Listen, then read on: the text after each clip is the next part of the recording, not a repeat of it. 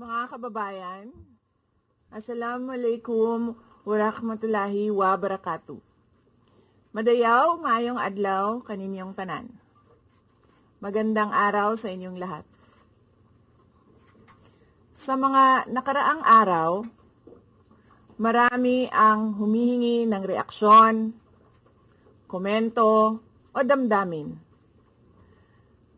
Damdamin ko sa issue ng impeachment na naihain laban sa akin. Sa kabila ng aking mga naging pahayag ukol sa planong impeachment sa mga nakaraan na buwan, ang tanging masasabi ko na lamang sa puntong ito ay God save the Philippines. Bukod dito, nais ko na lang ipaabot ang aking taus-pusong pasasalamat sa mga kababayan na patuloy na nagdarasal, sumusuporta, nagtitiwala, at patuloy na nagmamahal sa akin. Manalig kayo dahil sa taong bayan ang tagumpay. Syukran. Ayoko na. I'm okay. Oo.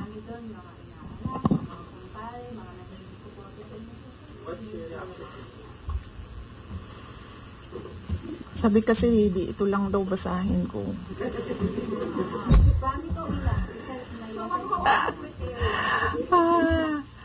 We've already started preparing the moment Franz Castro announced the impeachment plans, which was November of 2023. So November of 2023, there were already lawyers doing their work for the impeachment. So we leave it to the lawyers. Last question.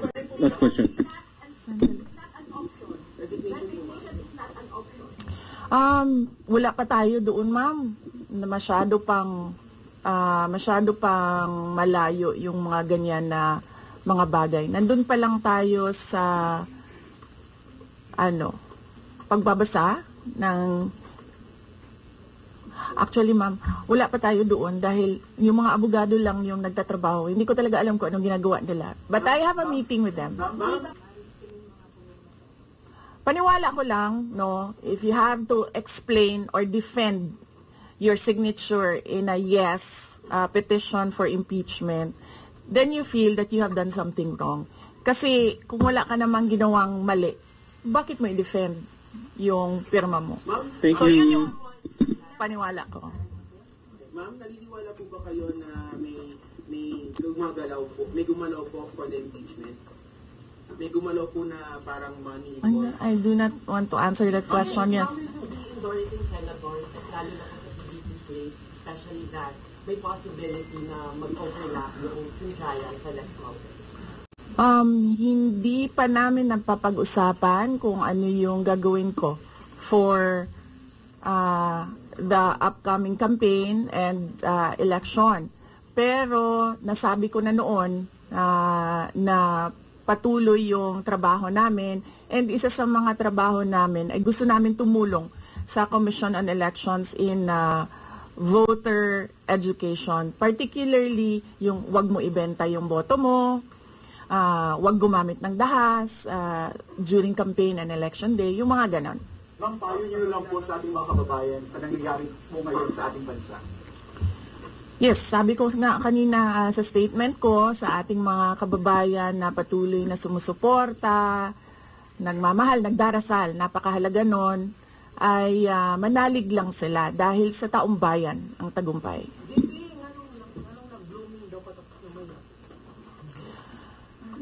Ngano na akadri sa Manila na taga Davao man ka? Thank you, OVP Media. Well, may meeting kami mamayang hapon dahil nag-meeting sila kahapon. Hindi ako sumali, so merong briefing, legal briefing mamaya ang mga lawyers. So I will know more this afternoon.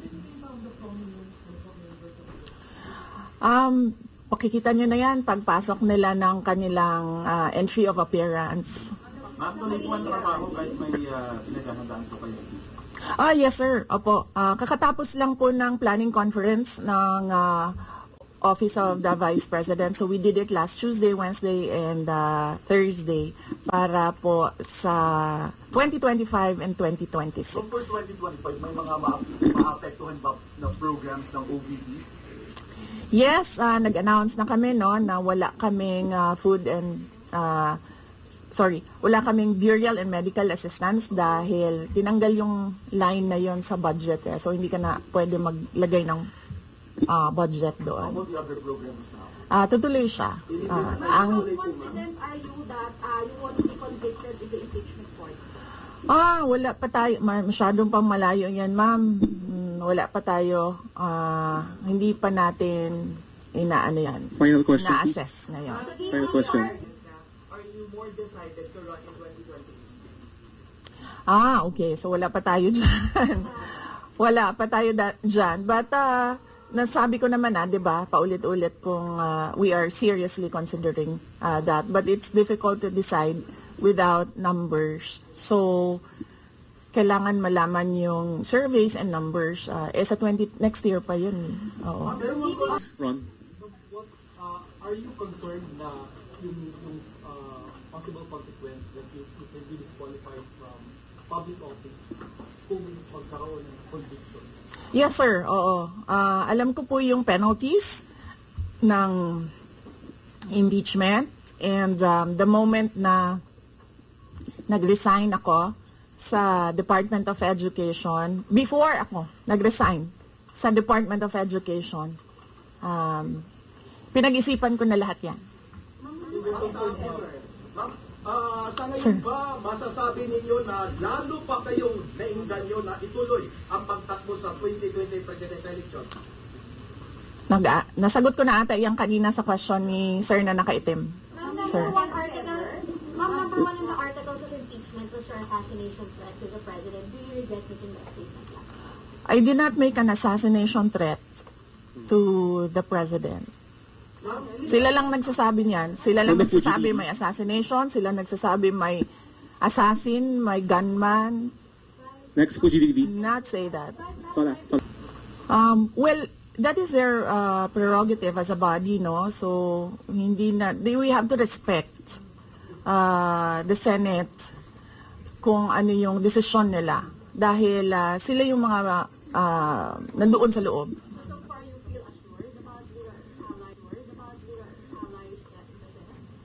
We haven't talked. I have not talked to my friends in the Senate. Wala. Last question, please. Bakit? Gusto itong plakbo ng impeachment po, ma'am. Sabi daw po niya siya yung post impeachment daw po. Bakit kaya? Maybe we should ask. Maybe we should ask her first. Bakit niya ibablock yung impeachment? Ma'am, how do you feel po? Sabi ni BBM, hindi niya supportado yung impeachment. Pero number one na, unang-unang pumirma yung anak niya. Consulted actually. He would consult. Kasi sabi, ito lang daw basahin ko.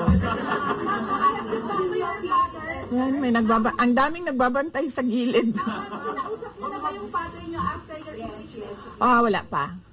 But nagpadala ako ng message through sa kanyang assistant and sinabi ko na ano ba sinabi ko? Hindi ko maalala. I think I said everything will be all right. Yan ata ang sinabi ko. His reply was a song. MacArthur's Park. So, nagpadala siya ng video na kumakanta siya. Hindi ko pa nabasa, ma'am, yung complaint. But I understand lahat ng mga complaints na na-file sa House of Representatives, nabasa na ng mga lawyers. Ang preparation, challenges sa preparations, well, so far wala naman. Wala naman kaming na-overwhelm kami kasi ang daming mga lawyers na nag-signify na tutulong sila sa defense. So, ngayon ay pinag-uusapan on how to go about it na makuha lahat ng kanilang commitment of support at makatulong din sila sa pag-iisip kung ano yung gagawin sa defense. Arlene Delgado. Yes, so what happened was, nag-indefinite leave siya, and then she was admitted to the hospital doon sa Davao City na hospital siya, and then discharge siya ng mga doctors with, ulitin ko. Si Yusek Zulaika Lopez, nag-indefinite leave siya after nung sa veterans hospital admission niya, umuwi siyang Davao, and then na-hospitalize siya doon. And then sabi ng doctors niya, we will discharge you but you have to come back ngayon February, for further tests. And then bumalik siya for 1 day dito, nung January, bumalik siya for 1 day dito sa Office of the Vice President. And she said na mag-leave siya for 2 months. And then I said yes, take the time that you need for your health. And then after a week, bumalik siya. Nung January, after a week, bumalik siya dito. And then she said, hindi ako mag-leave. So sabi ko, okay, welcome back. Ma'am, pag-usap niyo sa INC, meron bang pakikipag-usap kayo sa INC? Dahil sila po yung nag-rally against para magtuloy ng Hindi pa po kami nagkausap ng INC, sir, pero nagpapasalamat po ako sa INC at sa buong sambayanan sa kanilang pananawagan ng kapayapaan.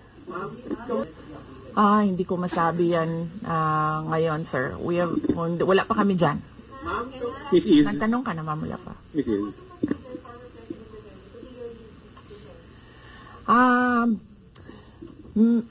He will, maybe if he wants to, he can be part of the defense team. But because of his age and because of rigorous preparations in an impeachment case, baka sabihin ko sa kanya na wag na lang siyang mag-lead.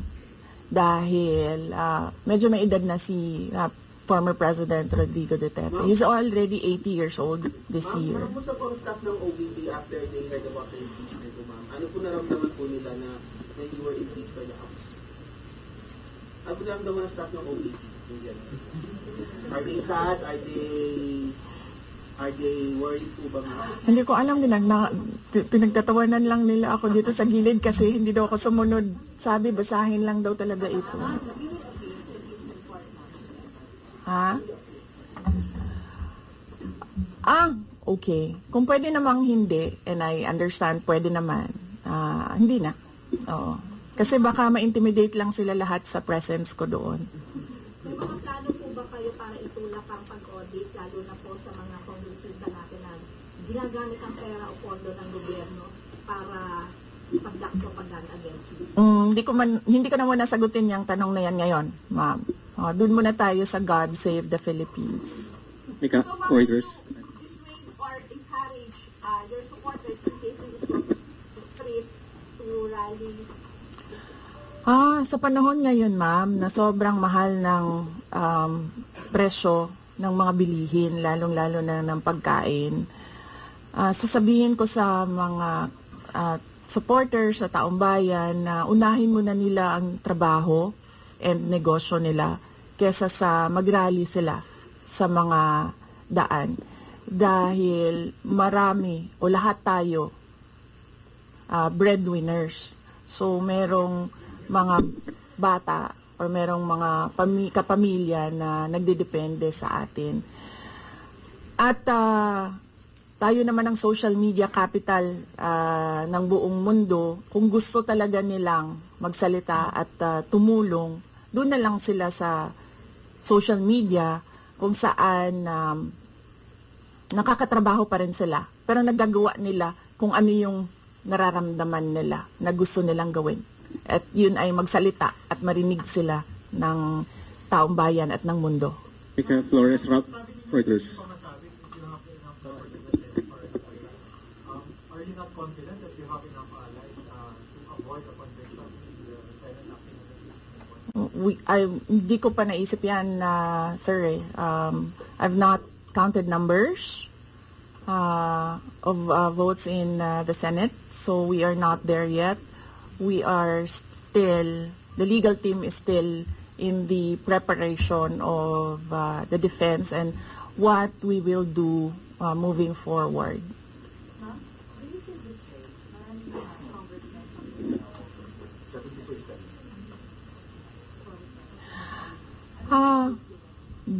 Do I feel betrayed? Actually, ma'am, wala akong feelings. Wala akong feelings about it. Kasi, kung napapansin nyo, wala naman kasi talaga akong barkada na politiko. I don't join their circles. But we are friends, yes. But kung ninong at ninang lang ng mga anak, walang ninong at ninang na politiko ang mga anak ko. Oo. Maliban kay Stonefish, dahil nandoon si former President Erap Estrada. So, I don't move in the circle of politicians. Kaibigan, yes. But to say that meron akong close relationship, personal relationship with them, wala naman. Kaya siguro ganyan din siguro kadali sa kanila ang magdesisyon about the impeachment. Kasi wala naman talagang something that is worthwhile sa aming pagiging magkaibigan. Last question, Jason. Impeachment, nagkaroon po ba kayo ng prior information na may impeach kayo sa House under last session day? Or may nag-PM ba kayo? Naka-receive po ba kayo? Or nag-tip sa Yes. Oo. Si JC. Si JC. Hindi siya natulog. Sabi ko sa kanya, matulog ka na, JC, kasi ang mangyayari ay mangyayari kaya sera-sera. Diba? Comment yun lang po, ma'am. Alam ko matagal na ito, but UC Prosecutor's Office hindi nasura yung patong-patong na kaso against you. Yes. What was your initial reaction about that? And second po, any updates, security details natin, ma'am, tuloy po ba yung pag-try po natin ng privacy? Okay, hindi ko nasasagutin yan, ha. Dun lang tayo sa God Save the Philippines. Ma'am, Okay. last na lang po ma'am on my end. Ma'am, you said God save the Philippines. Gaano na po kalala ang problema ng Pilipinas ever since na nagkaroon ng issue sa impeachment na ito? Parang, ano po yung nakikita niyo problem sa Philippines ngayon? Bakit nila kininay itong impeachment na ito? Gaano kalala ang Pilipinas na pag-iwanan na tayo ng panahon at ng ating mga kapitbahay dito sa region at napag-iwanan na tayo ng mundo. Malala siya since na nagkaroon ako ng understanding. Kasi 1990s, tapos 1990s, magulo. Well, sa amin, magulo, sa Mindanao.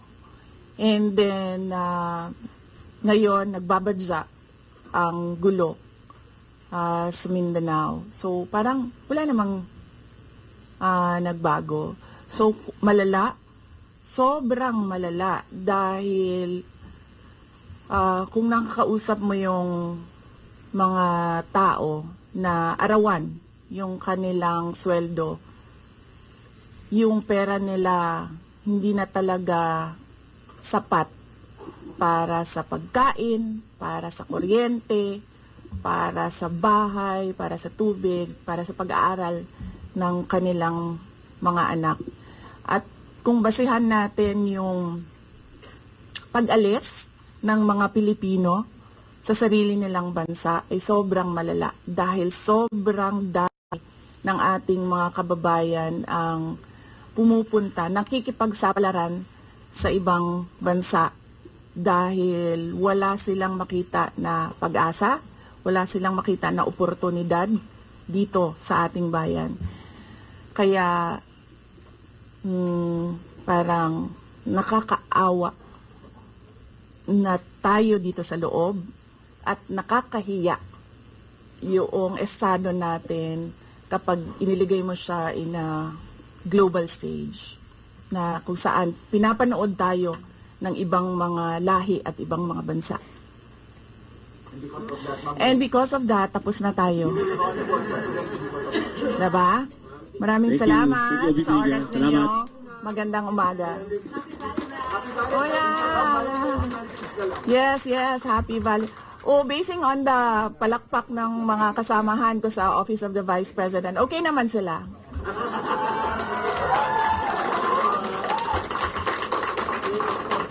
At mga Lenny supporters pa yan tingnan mo, pero pumapalakpak sila sa akin.